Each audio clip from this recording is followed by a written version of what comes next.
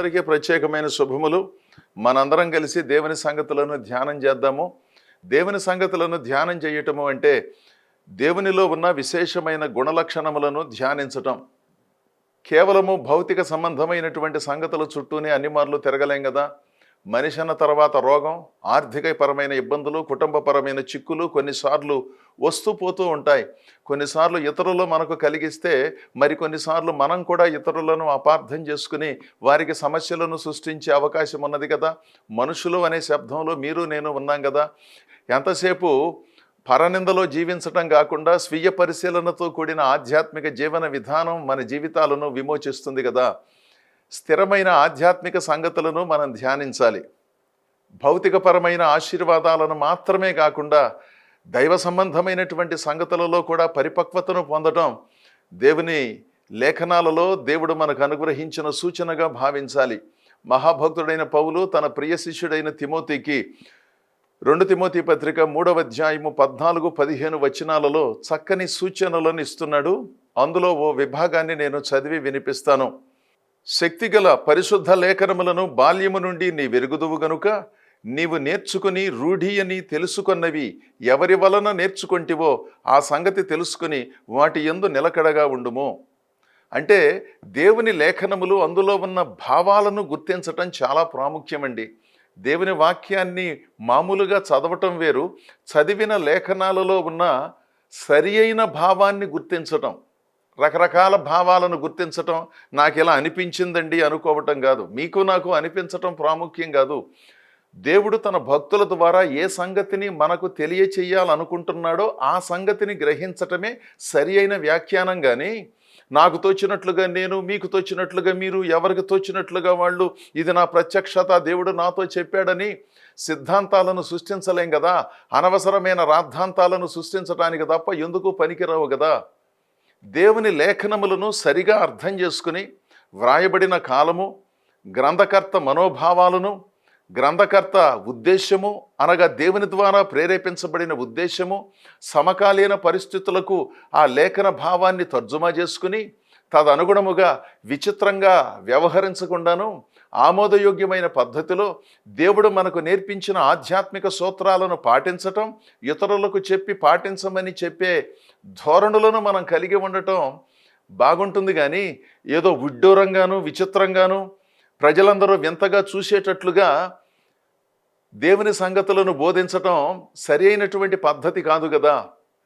మనం కూడా మనుషులమేనని, ఇంకా భూమి మీద ఉన్నామని, మానవ సంబంధాల మధ్యలో బ్రతుకుతున్నామని, తల్లిదండ్రులు, అత్తమామలు, అక్క చెల్లెళ్ళు, అన్నదమ్ములు, మిగిలిన బంధువులతో కలిసి జీవిస్తున్నామని, మన ప్రత్యేకతను చాటుకోవటం అంటే విచిత్రంగా వారికి ధ్వనించటం, విచిత్రంగా వారికి కనబడటం మాత్రమే కాదని, మన భావాలు మార్పు చెంది దేవుని లేఖనాలకు అనుగుణమైన భక్తి జీవన విధానం కొనసాగించాలనే ఆలోచన కూడా ప్రధానం కదా.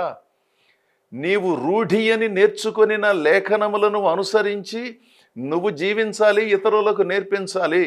అంతేగాని విచిత్రమైన బోధలు చేస్తూ విచిత్రంగా నిన్ను నీవు నిర్మించుకొని నేనే ప్రత్యేకింపబడిన మనిషిని అన్నట్లుగా ఓ తిమోతి నువ్వు ఉండనక్కర్లేదు.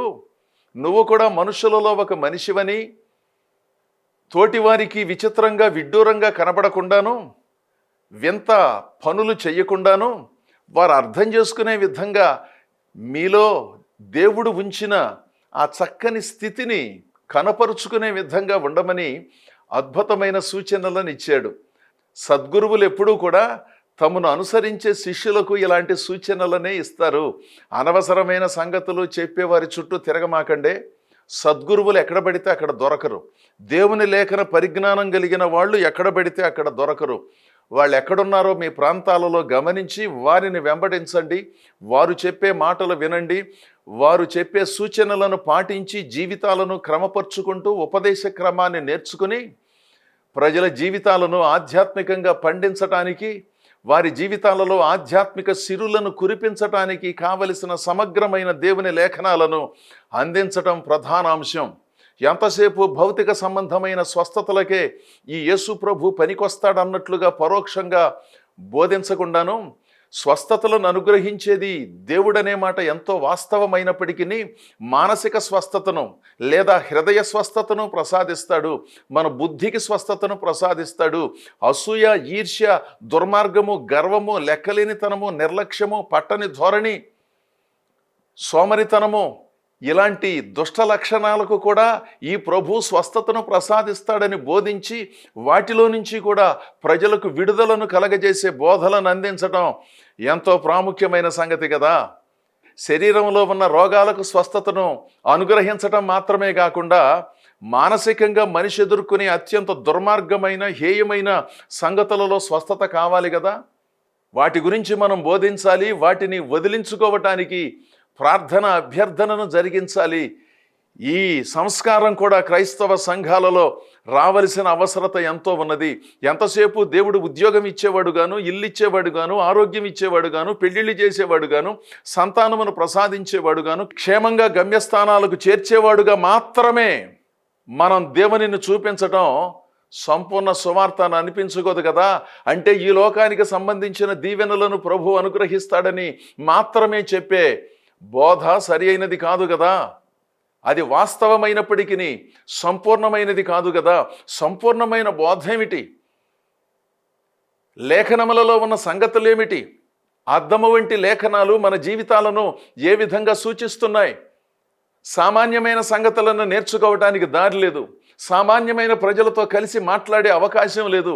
ప్రజల మనోభావాలను గుర్తించి మన లోపాలను సవరించుకొని సమర్థులుగా మార్చబడటానికి ఏ విధమైనటువంటి సిద్ధ మనస్సు లేదు.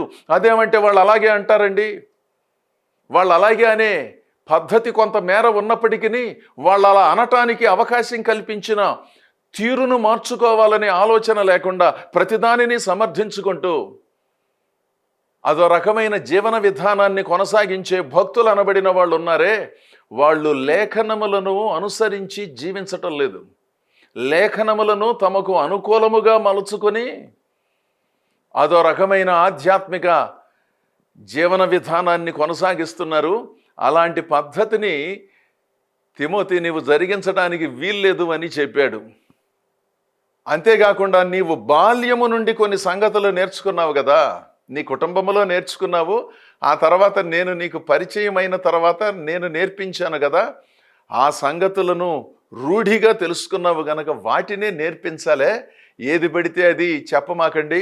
ప్రజలను ఆకర్షించటానికి దేవుని లేఖనములను కాకుండా మీ సొంత మాటలను లేఖనములకు జోడించి భావాన్ని పూర్తిగా గ్రహించకుండాను అనవసరంగా ప్రజల మనోభావాలను ఏదో ఒక పేరుతో రెచ్చగొట్టి అనవసరమైన కార్యక్రమాలను జరిగించవద్దు అని చక్కని సూచనలను ఇస్తున్నాడు. వీళ్ళండి గురువులంటే. దేవుని సంగతులను ఉన్నవి ఉన్నట్లుగా మన చుట్టూ ఉన్న పరిస్థితులను అర్థం చేసుకుంటూ అనవసరమైన వ్యాఖ్యానమునకు తావు లేకుండా దేవుని సంగతులను బోధించగలిగిన వాళ్ళు సద్గురువులు. వాళ్ళు చాలా తక్కువ మంది ఉన్నారు. వాళ్ళు ఎక్కడున్నారో గుర్తించండి, వాళ్ళను అనుసరించండి.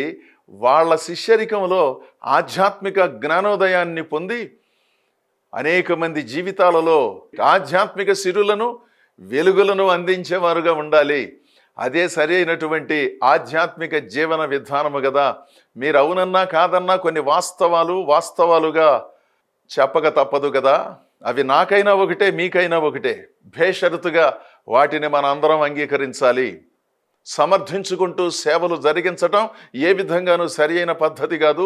సవరించుకుంటూ లేదా సరి చేసుకుంటూ దేవుని సన్నిధిలో కొనసాగటమే క్రైస్తవ సంఘమునకు దేవుడు అనుగ్రహించిన పద్ధతిగా గమనించాలి.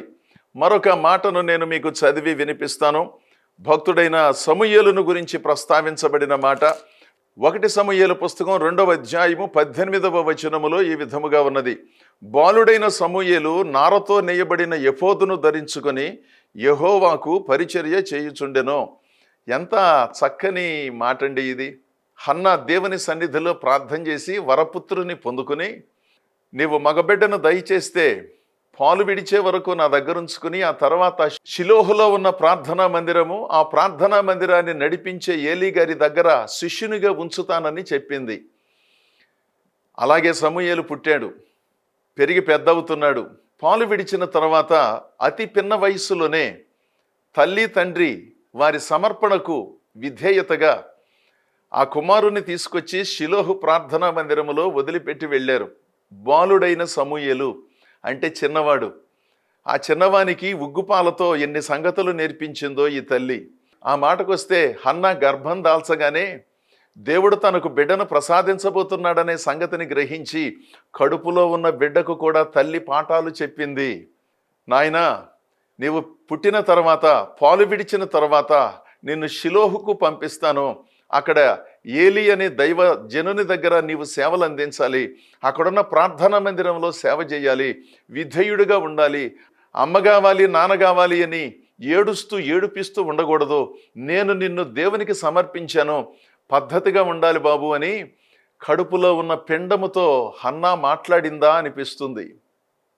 పుట్టిన తర్వాత కూడా చిన్నవాడు ఏమీ తెలియదు అని మనం అనుకుంటున్నాం, కానీ ఆ చిన్నవాడు కూడా వినగలిగిన స్థితి ఉన్నదనే సంగతిని హన్నా గమనించి ఉండాలి. పాలు తాగే వయసు నుంచి కూడా విధేయత అంటే ఏమిటో, సంస్కారం అంటే ఏమిటో, నిబ్బరం అంటే ఏమిటో, దేవుని లేఖనములను అనుసరించి జీవించటం అంటే ఏమిటో, దేవుడంటే ఏమిటి, సంఘం అంటే ఏమిటి, వీటన్నిటినీ బోధించి పాలు విడిచిన తర్వాత తన పనులు తాను చేసుకునే వయస్సులో చిన్నవాడే, బాలుడుగానే ఉన్నాడు, తీసుకొచ్చి షిలోహులో ఉన్న ఏలీ దగ్గర వదిలిపెట్టి వెళ్ళింది. వదిలిపెట్టి వెళ్ళటానికి తల్లిదండ్రులకు ఎన్ని గుండెలు కావాలి, ఉండటానికి ఈ కొడుకుకి ఎన్ని గుండెలు ఉండాలండి. పిల్లలు సహజంగా మారాన్ చేస్తారు కదా, అమ్మ కావాలి, నాన్న కావాలని. ప్రేమ ఉన్నప్పటికీ, మమకారం ఉన్నప్పటికీ దేవుని సేవ ప్రధానమని ఎంచుకుని అద్భుతమైన జీవన విధానాన్ని కొనసాగించిన సమూయేలుని ఏం చెప్పాలి? చిన్నప్పటి నుంచి దేవుని సన్నిధికి వెళ్ళినా, ఆదివారపు బడికి వెళ్ళినా, వారు పుట్టినప్పటి నుంచి దేవుని గురించిన సంగతులు విన్నా, ఒక వయసు వచ్చిన తర్వాత సంఘమునకు దూరమై, దేవుని సేవకులకు దూరమై విచిత్రంగా బ్రతికే క్రైస్తవ పిల్లలు అనబడిన వాళ్ళు ఎంతమంది లేరు? చిన్నప్పటి నుంచి వాళ్ళని భక్తిలో పెంచామండి, అయినా 10వ తరగతికి వచ్చేసరికి, 11వ తరగతికి వచ్చేసరికి, విదేశాలకు వెళ్ళేసరికి, వేరే నగరానికి చదవటానికి వెళ్ళేసరికి దారి తప్పారండి, అయ్యయ్యో అని బాధపడే తల్లిదండ్రులు ఎంతమంది లేరు? దేవుని ప్రజలారా, ఆధ్యాత్మిక సంస్కారం అనేది తల్లిదండ్రుల దగ్గర నుంచి పిల్లలకు వెళ్ళాలి. ఆ సంస్కారం పెద్దలలో ఉన్నప్పుడు పిల్లలకు అనుగ్రహించబడుతుంది కదా. హన్నా ఎంత చక్కగా తన కుమారుని పెంచి పెద్ద చేసిందో, అందుకని బాలుడైన సమూయేలు ప్రార్థనా వస్త్రమునకు సూచనగా ఉన్న ఎఫోదును ధరించి దేవుని మందిరములో సేవ చేయుచుండెను. అంటే బాల్యము నుంచి దైవ సంబంధితమైన సేవలను జరిగించాడు. మీలో ఎవరైనా దేవుని సేవలను జరిగించాలని భావించినట్లయితే దేవుని లేఖనములను సరిగా నేర్పించే స్థలాలను ఎంపిక చేసుకోండి. ఎక్కడికి పడితే అక్కడికి వెళ్ళిపోయి మా ఇంటికి దగ్గరగా ఉండాలండి, మా ఊరికి దగ్గరగా ఉండాలండి, వారు వచ్చిపోవాలన్నా, మేము వెళ్ళి రావాలన్నా మా సౌకర్యం ప్రధానం, కానీ వాళ్ళు నేర్చుకునే లేఖనాలు క్రమశిక్షణ ప్రధానం కాదన్నట్లుగా కొంతమంది తల్లిదండ్రులు ఆలోచించడం ఎంత విచిత్రంగా ఉంటుందండి.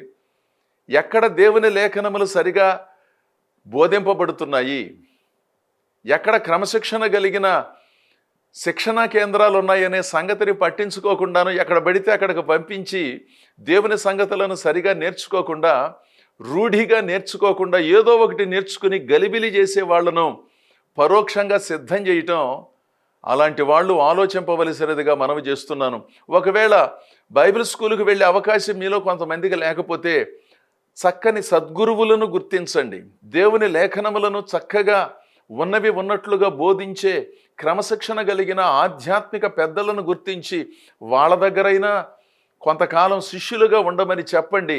అక్కడన్నా చూసి నేర్చుకుంటారు, కానీ లేడికి లేచిందే ప్రయాణం అన్నట్లుగా దేవుడు నాకు రాత్రి దర్శనం ఇచ్చాడు, నేను దేవుని సేవలోకి వచ్చేస్తున్నానని కేవలము ఉత్సాహముతోనే ప్రవేశించడం కాకుండా దానికంటూ ఒక సిద్ధపాటు అవసరమండి. ఈ సంగతిని గుర్తించండి. బాలుడైన సమూయేలు చిన్నప్పటి నుంచి దేవుని సన్నిధిలో పెరిగి పెద్దవాడయ్యాడు. ఏలీ అప్పటికి బ్రతికే ఉన్నాడు. ఏలీకి కుమారులు 2 ఉన్నారు. వాళ్ళిద్దరూ దారి తప్పి జీవిస్తూ ఉంటే ఇతడు అదే ఇంటిలో ఉంటూ, అదే ప్రాంతంలో ఉంటూ దారిలో ఉన్నాడు. అంటే దుష్ట సహవాసము మంచి నడవడిని చెరుపుననేది సామాన్యమైన భాషణమే, కానీ సమూయేలును దుష్ట సాంగత్యం ఏ విధంగానూ చెరపలేకపోయింది. కారణం ఏంటంటే తన తల్లిదండ్రులు ఆ విధంగా పెంచి పెద్ద చేశారు. ఇదేనండి పిల్లలకు తల్లిదండ్రులు ఇచ్చే గొప్ప సంస్కారం. ఎంతసేపు దేవుని సేవ సేవ అని పిల్లలను, ఇంట్లో ఉన్న భార్యను పట్టించుకోకుండాను ఆ ఊరు ఈ ఊరు తిరుగుతూ ఎవరో నశించిపోతున్నారని అక్కడికి ఇక్కడికి ప్రయాణాలు చేస్తూ అవిశ్రాంతంగా సేవ చేస్తున్నాము, అసలు నా కుటుంబ సభ్యులతో గడపటానికే సమయం లేదు అనే రీతిలో కొంతమంది జీవిస్తూ ఉన్నారు. అది ఒక పార్శ్వ్యం. నేను కూడా ఒత్తిడిగానే ఉంటాను. ఒత్తిడిగా ఉండాలని అనుకోవట్లేదు, కానీ ఒత్తిడిగా ఉంటాను కొన్నిసార్లు. అలాగని 365 రోజులు అదే ఒత్తిడిలో ఉండాలని నేను అనుకోవట్లేదు. నా కుటుంబము కూడా నా సేవలో ఒక ప్రధానమైన భాగమైనప్పుడు ఆ కుటుంబ బాధ్యతలను పట్టించుకోవటం కూడా ప్రధాన అంశమే కదా. అసలు నాకు వీళ్ళతో సంబంధం లేదు, దేవుడే చూసుకుంటాడు, నేను ఇంటి పట్టున ఉండటం లేదు అంటే ఇంటి పట్టున ఉండవలసి వచ్చినప్పుడు ఉండాలి. దేవుడు నియమించిన ధర్మాలకు విరుద్ధంగా దేవుడిచ్చిన బాధ్యతల కంటే ఎక్కువ బాధ్యతలను నెత్తి మీద పెట్టుకుని దేవుడు అప్పగించని దానిని కూడా అప్పగించాడని భ్రమలో ఉండి అంతా నాకే కావాలన్నట్లుగా వ్యవహారం చేస్తూ అపరిమితమైన బాధ్యతలను భుజాన వేసుకుని నాకు సమయం లేదు, నన్ను పట్టించుకునే వాళ్ళు లేరు, నాకు సహకారులు లేరు, నన్ను అర్థం చేసుకునే వాళ్ళు లేరు అంటే ఎంతవరకు అర్థం చేసుకోవాలి, ఎంతవరకు పట్టించుకోవాలి, ఎంతవరకు ప్రేమను పంచాలి, ఎంతవరకు వాళ్ళు సహకరించాలి, ఎన్ని డబ్బులు ఇవ్వాలి? దేవుడు ఒక్కొక్కరికి విభజించి ఇచ్చిన కృపచొప్పున దేవుని సేవలను జరిగించకుండాను సమర్థులైనటువంటి వారు దేవుని సేవలు జరిగించడానికి సిద్ధముగా ఉన్నప్పటికీ వారికి చెందినటువంటి దేవుని సేవలను కూడా మేమే జరిగిస్తామో, మా వల్లే అవుతుంది, మేమే చెయ్యాలి, ఏం చేసినా అన్నట్లుగా భావించి అనవసరమైన అధిక భారమును నెత్తిన వేసుకుని నాకు సమయం లేదండి, నిద్రపోవటానికి సమయం లేదు, వాక్యం చదవటానికి సమయం లేదు, ప్రార్థన చేయటానికి సమయం లేదు, వాక్యం చెప్పటానికి మాత్రమే సమయం ఉన్నదా? భార్యతోనూ పిల్లలతోనూ కాసేపు కూర్చొని మాట్లాడేది ఏమీ లేదు.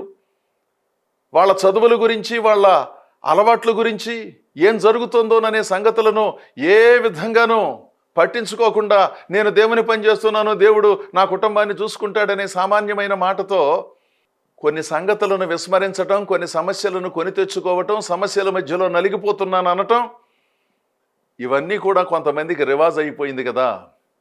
దేవుని సంగతులను గ్రహించిన వాళ్ళు ఎప్పుడూ కూడా దేనికి ఎంత సమయం ఇవ్వాలి, లేఖనములను ఏ విధంగా పరిశీలించాలి, దైవ సంబంధితమైన ప్రార్థనలు ఇత్యాది కార్యక్రమాలను ఏ విధంగా జరిగించాలి అనే వాటిని కూడా ఆలోచించి తగిన రీతిలో చక్కగా ముందుకు సాగుతారు. ఇక్కడ బాలుడైన సమూయేలు చిన్ననాటి నుండి తాను నేర్చుకున్న సంగతులను ఎంతో చక్కగా అనుసరిస్తూ అద్భుతమైన జీవన విధానాన్ని కలిగి గొప్ప సేవలు అందించాడు. ఆ తర్వాత సమూయేలు జీవితం ఏ విధంగా ఉన్నదో మీకు తెలుసు కదా.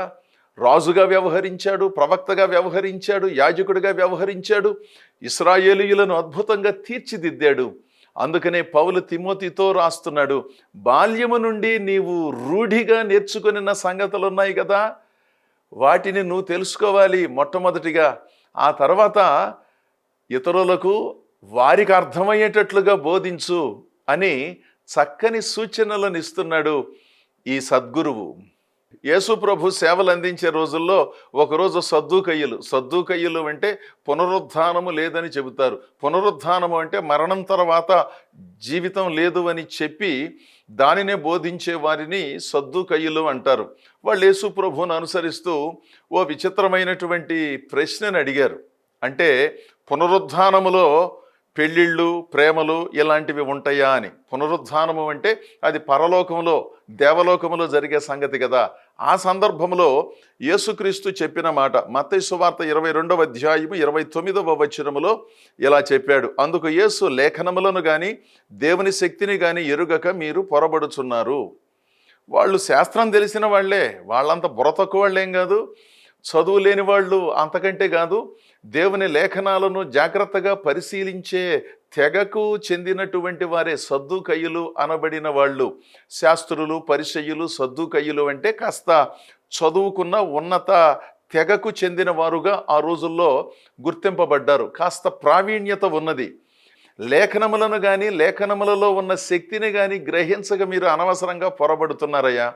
పెళ్ళిళ్ళు, ప్రేమలు, పిల్లలు అనే అంశాలు ఈ భూలోకానికి సంబంధించినవి. ఒక మనిషి దేవుని సన్నిధికి చేరుకున్న తర్వాత ఇలాంటి భౌతిక ప్రేమలు అక్కడ ఉండవు. లేఖనాలను చదువుతున్నారు కదా, మీకేం తెలియట్లేదా? అందులో ఉన్న శక్తిని మీరు గ్రహించటం సాధ్యపడటం లేదా అని వారిని హెచ్చరించాడు. దేవుని లేఖనములను చదవటం, ధ్యానించటం, బోధించటం, వినటం ఇవన్నీ సహజంగా జరిగే క్రియలు, మనందరికీ తెలిసినవే. కానీ అందులో ఉన్న శక్తిని గ్రహించటం, ఆ శక్తిని ప్రజలకు అర్థమయ్యేటట్లుగా బోధించటం, బోధించిన వాటిని ఇరుపక్షాల వారు అనుసరించటమే ప్రధానమైన సంగతి కదా. లేఖనములు తెలియదు, లేఖనములో ఉన్న శక్తి మీకు తెలియదు, కనుక మీరు పొరబడుతున్నారు. ఈ భూమిపైన ఉన్నట్లుగా ప్రేమలు, ఆప్యాయతలు, అనురాగాలు దేవుని లోకములో మీరు అనుకున్నట్లుగా ఉండవయా? పెళ్ళిళ్ళు అక్కడ ఉండవు, పిల్లలను కనటం అక్కడ ఉండదు, ఇలాంటి బాధ్యతలేమి దేవుని సన్నిధిలో ఉండవు. దేవుని నిరంతరము దేవదూతల వలె ఉండి స్తుతిస్తారు అని చెప్పాడు. ఈ సందర్భములో చెప్పినటువంటి మాట, లేఖనములను, లేఖనములలో ఉన్న శక్తిని మీరు ఎరుగక పొరబడుతున్నారు. ఇదే ఈ రోజుల్లో జరుగుతూ ఉన్న పెద్ద సంగతి. లేఖనములను చదువుతున్నారు కానీ అందులో ఉన్న భావం అర్థం చేసుకోవటం లేదు. లేఖనములను బోధించినా కొన్నిసార్లు కొంతమంది సరిగా వినే పద్ధతిని అనుసరించనందున వారు గ్రహించటం లేదు. కొన్నిసార్లు వారు గ్రహించేటట్లుగా బోధించటం లేదు. ఈ సంగతులన్నిటినీ మనం పరిశీలన చేసుకుని దేవుని ప్రజలమైన మనం లేఖనములను, లేఖనములలో ఉన్న దేవుని ఆలోచన విధానాన్ని గుర్తించటం ప్రధానం. కానీ ఆ వచనానికి నా అభిప్రాయాన్ని జోడించి నా సొంత అభిప్రాయాన్ని వెల్లడి చేస్తూ ప్రజలను కట్టడి చేయటం అనేది సరి అయినటువంటి పద్ధతి కాదుగా. అందుకనే పౌలు భక్తుడు అంటున్నాడు, నీవు బాల్యము నుండి నేర్చుకునిన కొన్ని సంగతులు ఉన్నాయి కదా తిమోతి, వాటిని అనుసరించి జీవించటమే ప్రధానము, వాటినే నేర్పించు. ఏది పడితే అది చెప్పమాకు, ఎక్కడికి పడితే అక్కడికి వెళ్ళమాకు. ఏదంటే అది చెయ్యటమునో, అదేమంటే ఇది దేవుని చిత్తమో, ఇది దేవుడు నాకు ఇచ్చిన దర్శనం అని చెప్పమాకు. ప్రజల నోళ్లను మూయించవచ్చు కానీ అంతరంగములను పరిశీలించే దేవునికి తెలుసు కదా. దేవుడు అనుగ్రహించినటువంటి బాధ్యతలో ఒదిగి ఉండి పద్ధతిని అనుసరించి ఆధ్యాత్మిక సంస్కారంతోనే ఈ దేవుని సేవలను జరిగించాలి, భక్తిని జరిగించాలి. కానీ లేఖనములలో ఉన్న శక్తిని గమనించకుండా, గ్రహించకుండా విచిత్రమైనటువంటి ప్రశ్నలతో, వింత బోధలతో అదో రకమైనటువంటి ఆధ్యాత్మిక పద్ధతులను అనుసరించటం మంచిది కాదు అనే భావాన్ని కూడా వ్యక్తం చేశాడు. ఆ తర్వాత 2 తిమోతి పత్రిక 2వ అధ్యాయము 2వ వచనములో ఈ విధంగా చెప్పాడు, నీవు అనేక సాక్షుల ఎదుట నా వలన వినిన సంగతులను ఇతరులకు బోధించుటకు సామర్థ్యము గల నమ్మకమైన మనుషులకు అప్పగించుము. నీవు నా వలన నేర్చుకున్న సంగతులు అంటే పౌలు తిమోతి గారితో మాట్లాడుతూ, ఎవరికి పడితే వారికి అప్పగించకుండాను సామర్థ్యము, నమ్మకము కలిగిన వారికి నీవు వాటిని బోధించి అప్పగించాలబ్బా. ఎవరికి పడితే వాళ్ళకు బోధించటం, వాళ్ళు నా శిష్యులు అనటం, రేపు వాళ్ళు నిన్ను నన్ను వదిలిపెట్టి పోవటం, ఇలాంటి వాళ్ళ చుట్టూ తిరిగి సమయాన్ని వృధా చేసుకోకుండాను కాస్త మారు మనసు అనుభవము కలిగి స్థిరమైన మనస్సు కలిగిన నమ్మకమైన, ఆ నమ్మకమును జీవితాంతము కొనసాగించడానికి కావలసిన సామర్థ్యము కలిగిన వాళ్ళు ఉంటారే, వాళ్లకు అప్పగించు. ఎవరికి పెడితే వాళ్ళకు అప్పగించమాక. కుటుంబ సభ్యులని, స్నేహితులని, అవగాహన లేని వాళ్లకు, సరి అయిన భక్తి లేని వాళ్లకు అప్పగించి అనవసరమైనటువంటి పద్ధతులను అనుసరించకుండాను నమ్మకమైన వారు, సామర్థ్యమైన వారికి అప్పగిస్తే దేవుని సేవలు జరుగుతాయని చెప్పాడు. అందుకని దేవుని ప్రజలారా, దేవుని లేఖనములను ఎరిగిన వారుగా ఉండాలి. తిమోతి ఏ విధంగా ఉన్నాడో ఆ విధంగానే ఉంటూ మన జీవితాలను కొనసాగించి ఎంతోమందికి ఆదర్శవంతమైన భక్తులుగా మన జీవితాలను కొనసాగిద్దాం. దేవుడు మిమ్ములను, మీ కుటుంబాలను బహుగా ఆశీర్వదించునుగాక. ఆమేన్.